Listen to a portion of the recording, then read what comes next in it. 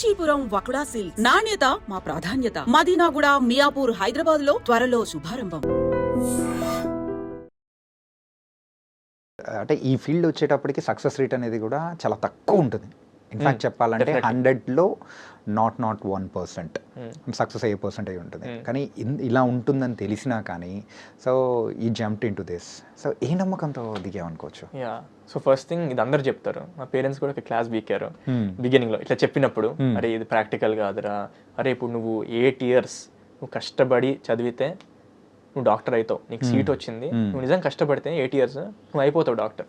అదే నువ్వు 8 years ఈ ఫీల్డ్లో కష్టపడితే నీకు అవుతావో లేదో కూడా తెలియదు.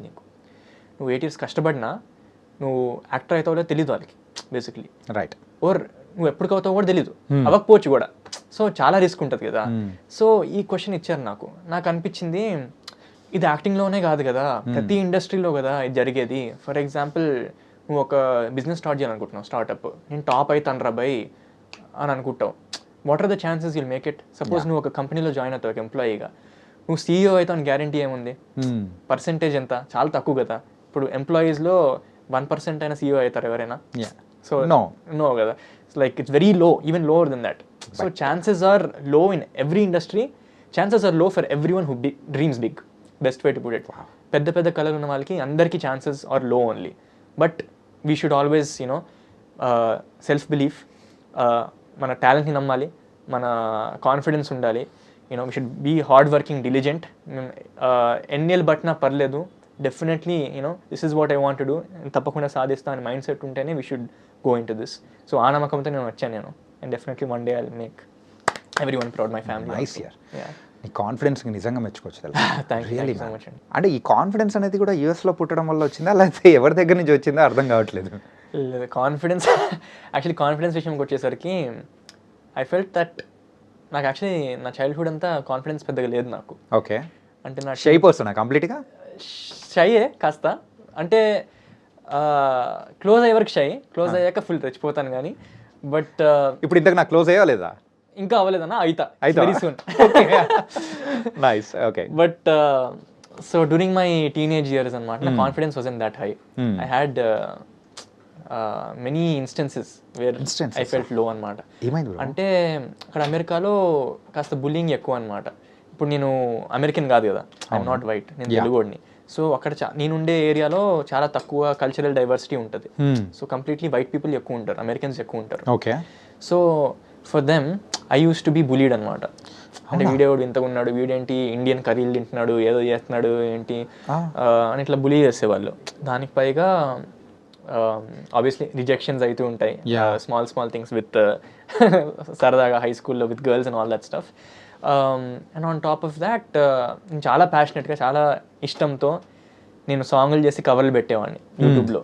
నేను చాలా చాలా ప్రేమతో ఆ ఫ్రెండ్స్తో ఒక స్కిట్లు చేసి అప్లోడ్ చేసేవాడిని యూట్యూబ్లో. ఎవరో ఒకరు చూస్తారు, అప్రిషియేట్ చేస్తారని.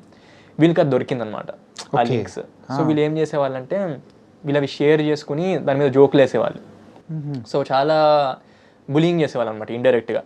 సో నాకు అనిపించేది ఏంట్రా, నేను నా టాలెంట్ని నమ్ముకుని నేను పోస్ట్ చేసుకుంటున్నా యూట్యూబ్లో, వీళ్ళేంది అదే బిట్ తీసుకుని జోకులు వేసుకుంటున్నారు నా మీద, నన్ను ఎందుకు ఏడిపిస్తున్నారు ఇట్లా, నేనేం తప్పు చేశానని చాలా లో ఫీల్ అయ్యేవాడిని. So it was definitely confidence మీద దెబ్బ అని చెప్పచ్చు గట్టిగా. అంటే ఎంత ఫస్ట్ ఉండేదంటే ఇప్పుడు ఇన్స్టాగ్రామ్ అకౌంట్స్ ఉంటాయి కదా, వాళ్ళకి ఒక పర్సనల్ అకౌంట్స్ ఉంటాయి, స్పామ్ అకౌంట్స్ లాగా, సెకండ్ అకౌంట్స్ లాగా.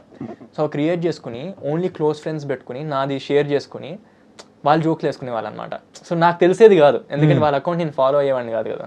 సో జస్ట్ పర్సనల్గా వాళ్ళు జోక్స్ వేసుకునే వాళ్ళు.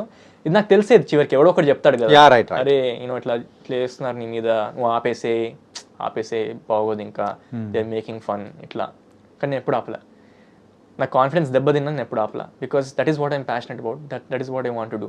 వాళ్ళు ఎంత జోకులు వేసినా, వాళ్ళు ఎంత నన్ను డౌన్ చేస్తూ ఉన్నా కానీ ఇప్పుడు అసలు అలా అనుకోలేదు. డెఫినెట్ హర్ట్ అయ్యాను, చాలా బాధ అనిపించింది. కానీ నాకేమనిపించింది అంటే ఆ రోజు, ఇప్పుడు నేను సక్సెస్ అవ్వలేదు కాబట్టి, నేను ఎవరినో యూట్యూబ్లో పెడుతున్నాను కాబట్టి ఏడిపిస్తున్నాను, కానీ అదే నేను ఈ సేమ్ సింగింగ్, ఈ సేమ్ యాక్టింగ్ ఒకరోజు బిగ్ స్క్రీన్ మీద కనబడితే వాళ్ళ ఒపీనియన్ మార్చుకుంటారు అని అనిపించింది నాకు చాలా స్ట్రాంగ్గా. నేను సక్సెస్ అయితే ఏడిపించిన వాళ్ళే మళ్ళీ, అరే ఆ రోజు ఏడిపించాం కానీ వాడు నిజంగా చాలా సక్సెస్ అయ్యాను, వాళ్ళే హ్యాపీ ఫీల్ అవుతారు.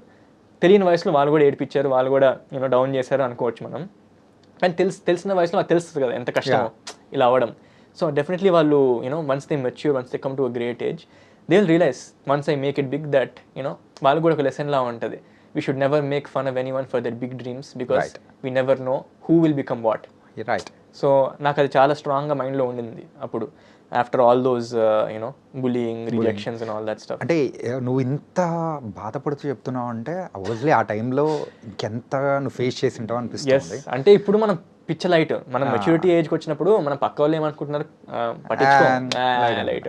ఆ ఏజ్లో ఎలా ఉంటుంది, టీనేజ్ వయసులో ఫ్రెండ్స్ ఏమనుకుంటున్నారు, అందరు ఏమనుకుంటున్నారు, అమ్మాయిలు ఏమనుకుంటున్నారు, మన క్లోజ్ ఫ్రెండ్స్ ఏమనుకుంటారు. ఒక ఫేమస్ గ్రూప్ ఉంటుంది, పాపులర్ గ్రూప్ ఉంటుంది కదా కాలేజ్లో, అంటే సారీ హై స్కూల్లో, వాళ్ళు ఏమంటే అదే ఇంకా. సో వాళ్ళు ఏమనుకుంటున్నారు నా గురించి అని థాట్స్ ఉంటాయి కదా ఆ ఏజ్లో పెద్ద తెలియదు కాబట్టి ఫీల్ అవుతాం. కానీ ఇప్పుడైతే పిచ్చ లైట్, అలాంటివి ఏం విన్నా అవుట్. అంటే నువ్వు ఇంత మెచ్యూర్డ్గా ఆన్సర్ ఇవ్వడానికి, ఇంత కాన్ఫిడెన్స్ ఉండడానికి ద పాస్ట్లో జరిగిన ఆ ఇన్సిడెంట్స్ కానీ దాని నుంచి లెసన్స్ అనేది కూడా లెర్న్ చేసుకున్నావు. లైఫ్లో లైఫ్ అంటే ఎలా ఉండాలి అని చెప్పేసి.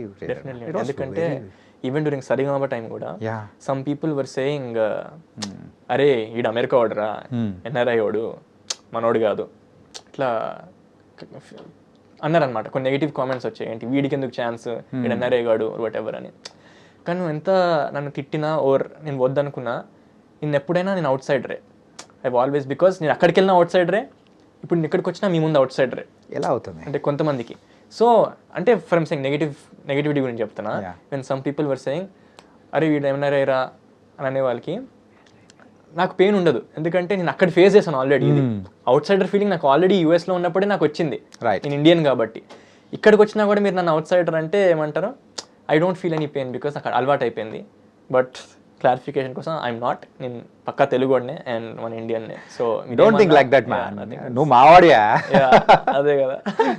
Very nice and really super యార్. Thank you so much. And before closing our interview సరదాగా పాట పాడతావా, డైలాగ్ చెప్తావా? విచ్ వన్ చాయిస్ అనేది నీకే ఇస్తున్నాను, ఎందుకంటే నిన్ను ఎక్కువగా నేను ఇబ్బంది పెట్టాలనుకోలేదు, ఆల్రెడీ ఇబ్బంది పెట్టాను. పతంగ్ సినిమాలో డైలాగ్ చెప్తా, పాట కాదు. బట్ ఇది నా డైలాగ్ కాదు, మా బ్రదర్ పూజిత్ది, విస్కీ. ఇది మన ఆడియన్స్ అందరికి. ఓకే, మ్యాచ్ లో కలుద్దాం. అయిపోయిందా? అంతేనా డైలాగ్? సింపుల్. ఇది మాత్రం తూచి తెలుసా అసలు, మ్యాచ్ లో కలుద్దాం. ఇది నేను ఎట్లా చెప్పాలంటే ఏంటి ఇంకా ఇప్పుడు నేను లాస్ట్ లో నేనేం చెప్పాలి, నెక్స్ట్ ఇంటర్వ్యూలో కలుద్దాం అంటే ఇది కూడా కట్ చేసుకోండి, సూపర్ ఉంటుంది. బట్ ఎందుకు చెప్పానంటే బికాస్ ఇట్స్ బిన్ 2 years అసలు ఎక్కడ కనబడలా.